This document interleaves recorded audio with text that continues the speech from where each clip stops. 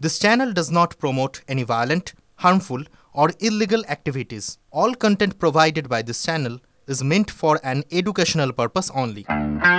Ticket কেটেও waiting list নিয়ে ঝক্কি শেষ নেই, কিন্তু এমন যদি হতো দূরপাল্লার ট্রেনে আর কোনো ওয়েটিং লিস্টই থাকবে না, সবাই কনফার্ম টিকিট পাবেন।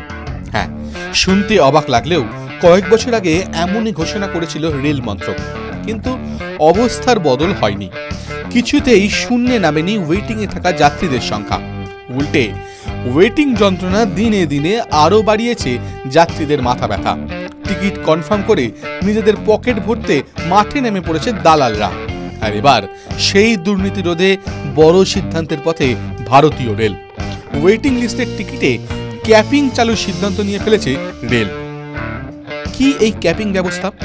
রেল বলছে, দূরপাল্লার মেল, এক্সপ্রেস ট্রেনের সংরক্ষিত আসনে জেনারেল কোটার যে সীমা রয়েছে সেখানেই 25% বেশি টিকিটে আর ওয়েটিং লিস্ট থাকবে না। যদিও 25% এই ক্যাপিং পেরিয়ে যায়, তাহলে অনলাইন বুকিং উইন্ডোতে নো রুম দেখতে পাবেন সংশ্লিষ্ট যাত্রীরা, অর্থাৎ নেই কোনো খালি আসন।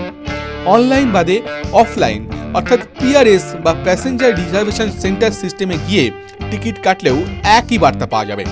ট্রেনের তৎকাল টিকিট কাটার ক্ষেত্রেও এই ঊর্ধ্বসীমা কার্যকর হবে বলেই জানাচ্ছে রেল।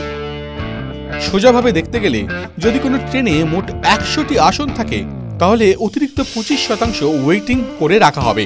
এবার ধরা যাক 100টি টিকিট শেষ, তখন ক্যাপ করে রাখা 25% থেকে ওয়েটিং দেখানো হবে। এবার যদি টিকিট কাটার পর তা বাতিল করেন, তাহলে অতিরিক্ত যে 25টি ক্যাপ ওয়েটিংয়ে রাখা হয়েছে সেখান থেকে কনফার্ম টিকিট হয়ে যাবে।